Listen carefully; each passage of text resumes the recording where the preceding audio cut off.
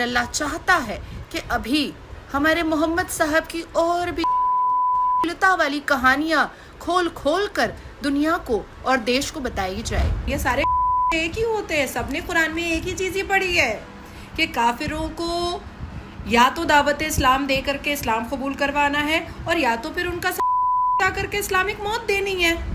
नाजिया इलाही खान ఈమె ఎవరు? Hate speaker, విద్వేష ప్రసంగికురాలు, కాంట్రవర్షియల్ పర్సన్. అంతేకాదు బీజేపీ మైనారిటీ మోర్చా విభాగం నాయకురాలు. కోల్కతాకు చెందినటువంటి ఈమె సోషల్ మీడియా ఇన్ఫ్లుయెన్సర్ మరియు ఒక మహిళా న్యాయవాది. సోషల్ మీడియాలో ఈమెను చాలామంది నాజియా సనాతని అని కూడా పిలుస్తారు. అయితే నాజియా ఇలాహీ ఖాన్ చుట్టూ ఇప్పుడు దేశవ్యాప్తంగా ఒక పెద్ద వివాదం ముసురుకుంది. మొహమ్మద్ ప్రవక్త సల్లల్లాహు అలైహి వసల్లం వారు మరియు ఆయన భార్య అయినటువంటి హజరత్ ఆయిషా రదియల్లాహు అన్హా గారిపై ఆమె చేసిన వివాదాస్పద వ్యాఖ్యలు ఇప్పుడు దేశమంతటా తీవ్ర దుమారాన్ని రేపుతున్నాయి. ఈ వ్యాఖ్యల కారణంగా మహారాష్ట్ర, పశ్చిమ బెంగాల్, ఉత్తరప్రదేశ్ మరియు జమ్మూ కాశ్మీర్ వంటి విభిన్న రాష్ట్రాల్లో ఆమెపై అనేక పోలీస్ కేసులు నమోదయ్యాయి. అసలు ఈ వివాదం ఎలా మొదలైంది? నాజియా ఇలాహీ ఖాన్ ఎవరు? బీజేపీ ఆమెను ఎందుకు దూరం పెట్టింది? ఈ విషయాలన్నీ ఈరోజు మన వీడియోలో పాయింట్ టు పాయింట్ క్లియర్ కట్గా తెలుసుకునే ప్రయత్నం చేద్దాం. కాబట్టి వీడియో స్కిప్ చేయకుండా చివరి వరకు చూడండి. మొదట అసలు ఈ వివాదం అనేది ఎక్కడ మొదలైందో చూద్దాం. దివ్యా సింగ్ అనే కంటెంట్ క్రియేటర్ నిర్వహించిన ఒక ఇన్స్టాగ్రామ్ పాడ్కాస్ట్లో నాజియా ఇలాహీ ఖాన్ పాల్గొంది.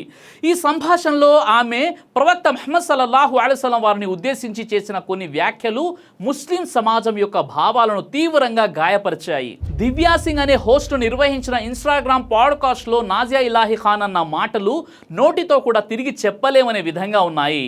ఆమె ఆ వీడియోలో ప్రవక్త ముహమ్మద్ సల్లల్లాహు అలైహి వసల్లం మరియు ఆయన భార్య హజరత్ ఆయిషా రదియల్లాహు అన్హా వారి వివాహ వయస్సును ప్రస్తావించింది.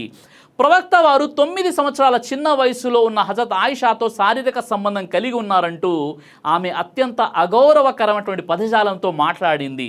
ఈ మాటలు ప్రవక్తను తీవ్రంగా అవమానించేలా ఉన్నాయని ముస్లిం సమాజం ఆగ్రహం వ్యక్తం చేసింది.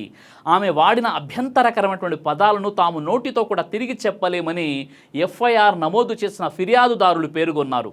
గతంలో ఆగస్టు 2024లో న్యూస్ గ్యాలరీ అనే వార్తా ఛానల్కు ఇచ్చిన ఇంటర్వ్యూలో కూడా నాజియా ఇలాహీ ఖాన్ ప్రవక్తపై తీవ్ర వ్యాఖ్యలు చేశారు. ఆ ఇంటర్వ్యూలో ఆమె మొహమ్మద్ ప్రవక్తను మరియు ఇస్లాం మత పవిత్ర నగరమైనటువంటి మదీనాను ఉద్దేశించి అత్యంత అసభ్యకరమైన అగౌరవమైనటువంటి పోలికలను ఉపయోగించింది. ఈ పాడ్కాస్ట్ రీల్ సోషల్ మీడియాలో వైరల్ కావడంతో ముస్లిం వర్గాల నుండి దేశవ్యాప్తంగా తీవ్ర నిరసనలు వ్యక్తమయ్యాయి. కొన్ని పార్టీలు మరియు కొన్ని ముస్లిం సంస్థలు ఆమెను తీవ్రంగా ఖండిస్తూ చట్టపరమైన చర్యలు తీసుకోవాలని డిమాండ్ చేశాయి. ఈ వివాదం తర్వాత దేశవ్యాప్తంగా వివిధ పోలీస్ స్టేషన్లలో నాజియాపై వరుసగా కేసులు నమోదయ్యాయి. గతంలో ముస్లిం మహిళలకు సంబంధించి దేశవ్యాప్తంగా సంచలనం సృష్టించినటువంటి ట్రిపుల్ తలాక్ కేసులో సుప్రీంకోర్టులో పోరాడిన ప్రధాన పిటిషనర్ అయినటువంటి ఇష్రత్ జహాన్ తరపున నాజియా లాయర్గా వ్యవహరించారు. ట్రిపుల్ తలాక్ ఆచారాన్ని సుప్రీంకోర్టు రద్దు చేసిన కొన్ని నెలల తర్వాత 2018లో నాజియా తన క్లయింట్ ఇష్రత్ జహాన్తో కలిసి అధికారికంగా బీజేపీ పార్టీలో చేరింది. ఆ తర్వాత ఆమె బీజేపీ మైనారిటీ మోర్చా విభాగంలో ఒక నాయకురాలిగా గుర్తింపు పొందింది. దివ్యా సింగ్ అనే సోషల్ మీడియా క్రియేటర్ నిర్వహించిన ఒక ఇన్స్టాగ్రామ్ పాడ్కాస్ట్ ఇంటర్వ్యూలో నాజియా ఇలాహీ ఖాన్ మొహమ్మద్ ప్రవక్త సల్లల్లాహు అలైహి వసల్లం మరియు ఆయన భార్య అయినటువంటి హజరత్ ఆయిషా రదియల్లాహు అన్హాలపై ఆమె అత్యంత అభ్యంతరకరమైనటువంటి గౌరవహీనమైన వ్యాఖ్యలు చేసింది.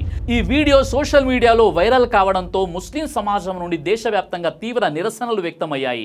మహారాష్ట్ర, ముంబై, భీవండి, ఉత్తరప్రదేశ్ బరేలీ, మొరదాబాద్, పశ్చిమ బెంగాల్, కోల్కతా మరియు జమ్మూ కాశ్మీర్ వంటి ప్రాంతాల్లో ఆమెపై పోలీసులు ఎఫ్ఐఆర్లు కూడా నమోదు చేసి దర్యాప్తు ప్రారంభించారు. అయితే నాజియా ఇలాహీ ఖాన్ తన అతి తెలివితో ఈ ఆరోపణలను పూర్తిగా తిరస్కరించింది. సామాజిక మాధ్యమాల్లో తిరుగుతున్న వీడియోలు నకిలీవని, తన గొంతు మరియు ముఖ కదలికలను మార్చడానికి కృత్రిమ మేధస్సు అంటే ఏఐ లేదా డీప్ ఫేక్ సాంకేతికతను ఉపయోగించి ఎవరో కుట్రపూరితంగా ఆ వీడియోను సృష్టించారని ఆమె వాదిస్తుంది. అయితే ఈ రోజుల్లో వివాదాస్పద వ్యాఖ్యలు చేయడం, ఆ తర్వాత దానికి వ్యతిరేకంగా జనం తిరగబడగానే అది నేను కాదు ఏఐ సృష్టించిన డీప్ ఫేక్ అని తప్పించుకోవడం నిజంగానే ఒక కొత్త ట్రెండ్గా మారిపోతుంది. అయితే నిజంగా ఆమె అలా అనలేదా అంటే గతంలో కూడా ఇస్లాంపై అనేక ఆరోపణలు చేసినటువంటి చరిత్ర ఆమెకుంది. అయితే నాజియా ఇలాహీ ఖాన్ వివాదాన్ని 3 కోణాల నుండి విశ్లేషించవచ్చు. ఆమె నిజంగా ఆ వ్యాఖ్యలు చేసిందా, లేక అది ఏఐ డీప్ ఫేకా, సోషల్ మీడియాలో వైరల్ అవుతున్న వీడియోలు నకిలీవని, ఎవరో కుట్రపూరితంగా ఏఐ సహాయంతో తన ముఖ కదలికలను గొంతును మార్చి ఆ నకిలీ వీడియోను సృష్టించారని ఆమె కోర్టును కూడా ఆశ్రయించింది. ప్రస్తుతం పోలీసులు మరియు సైబర్ ఫోరెన్సిక్ విభాగాలు ఈ వీడియోల అసలు మూలాన్ని దర్యాప్తు చేస్తున్నాయి. అయితే నాజియాకు గతంలో కూడా ముస్లింలను సామాజికంగా ఆర్థికంగా బహిష్కరించాలని పిలుపునివ్వడం, హిందూ ఉద్యోగులు బొట్టు వివాదం మరియు 2024-25లలో ముస్లింలపై వివాదాస్పద వ్యాఖ్యలు చేయడం వంటి అనేక వాస్తవ ఘటనల చరిత్ర ఉంది. రాజకీయ విశ్లేషణ ప్రకారం దీని వెనుక ఒక బలమైన వ్యూహం కనిపిస్తుంది. నేటి డిజిటల్ యుగంలో మంచి విషయాల కంటే మతపరమైన వివాదాలు, ద్వేషపూరిత ప్రసంగాలు, హేట్ స్పీచ్ సోషల్ మీడియా ఆల్గరిథంల ద్వారా వేగంగా వైరల్ అవుతాయి. నాజియా ఇలాహి వంటి ఆన్లైన్ ఇన్ఫ్లుయెన్సర్లు కేవలం కొన్ని నిమిషాల వివాదాస్పద కంటెంట్తో రాత్రికి రాత్రే దేశవ్యాప్తంగా ప్రాచుర్యం పొందేందుకు ఈ విధానాన్ని ఒక సాధనంగా వాడుకుంటారు. ఆమె తనను తాను సనాతన ముస్లింగా ప్రొజెక్ట్ చేసుకుంటుంది.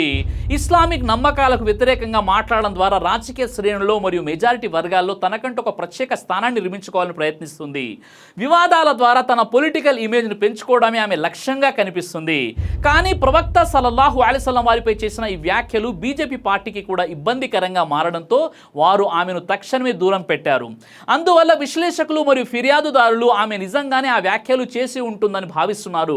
గతంలో ఆమె చేసిన ఇటువంటి వివాదాస్పద వ్యాఖ్యలు నిజమని నిరూపించబడటమే దీనికి ప్రధాన కారణం.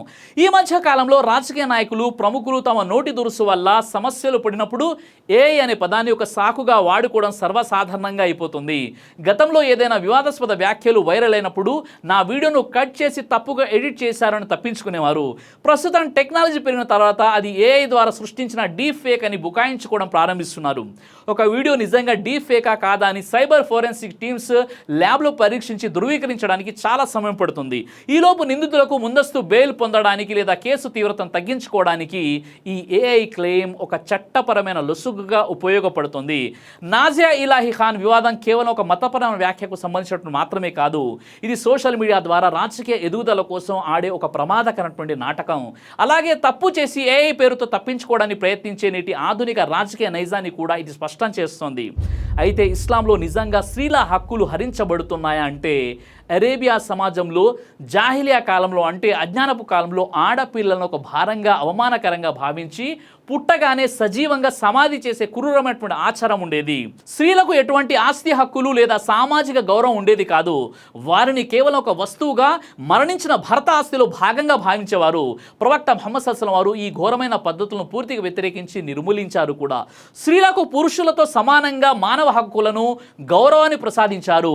ప్రవక్త ముహమ్మద్ సల్లల్లాహు అలైహి వసల్లం స్త్రీల పట్ల అత్యంత దయతో మృదుగా ప్రవర్తించాలని పురుషులకు నిరంతరం బోధించేవారు. బుఖారీ మరియు ముస్లిం గ్రంథాల ప్రకారం నేను మీకు స్త్రీల పట్ల దయగా వ్యవహరించవలసిందిగా గట్టిగా ఆదేశిస్తున్నాను. తిరిమిజీ హదీస్ ప్రకారం మీలో అందరికంటే ఉత్తముడు ఎవరంటే తన భార్యతో, కుటుంబంతో అత్యుత్తమంగా ప్రవర్తించేవాడే. సమాజంలో ఎంతటి గొప్ప ప్రవక్త మరియు పాలకుడైనప్పటికీ ఆయన ఇంట్లో భార్యకు ఇంటి పనుల్లో సహాయం చేసేవారు.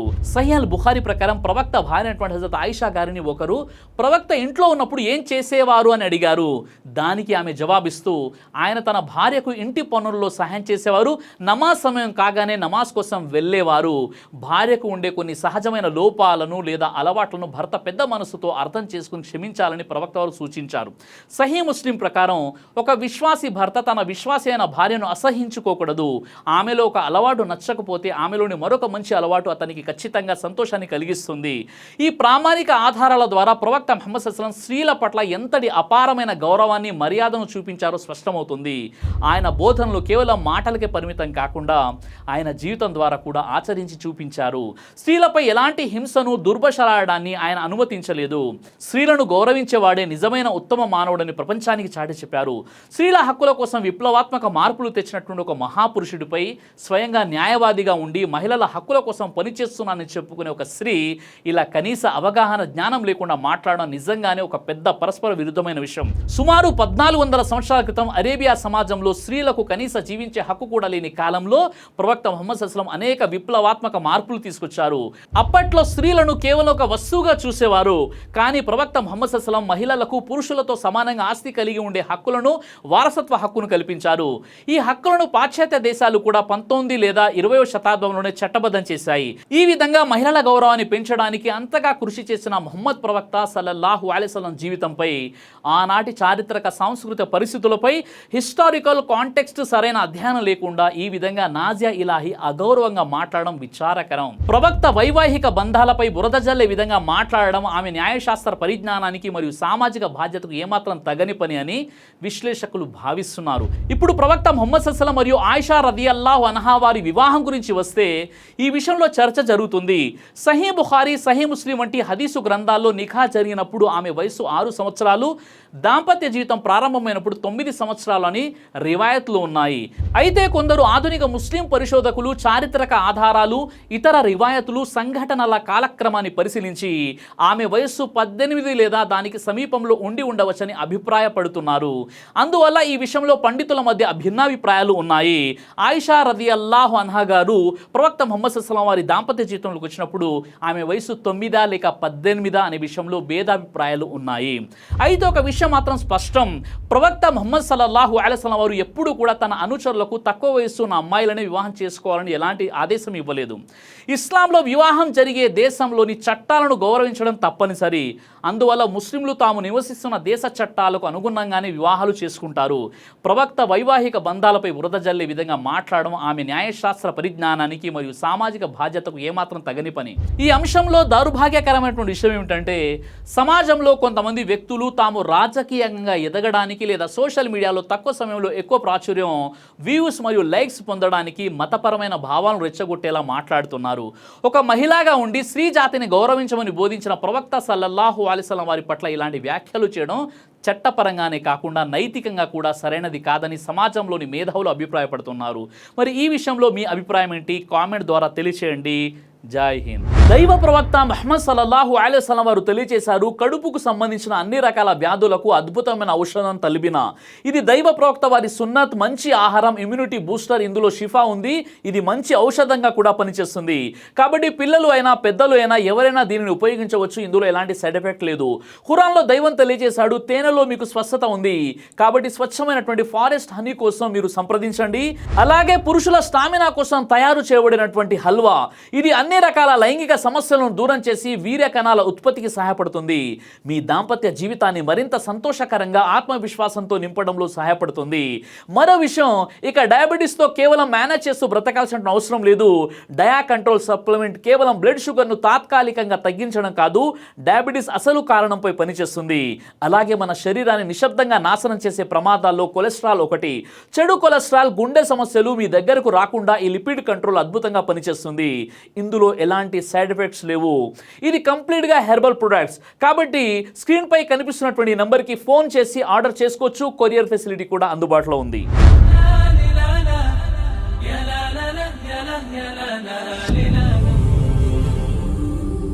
బ్రదర్ సిరాజ్ అని యూట్యూబ్ ఛానల్ని మీరు సబ్స్క్రైబ్ చేసినట్లయితే ఇన్షాల్లా దైవచిత్తం అయితే మీకు వీడియోస్ వస్తుంటాయి. అదేవిధంగా బ్రదర్ సిరాజ్ అనేటటువంటి ఫేస్బుక్ని కూడా లైక్ చేయడం వల్ల మీకు వీడియోస్ వస్తుంటాయి.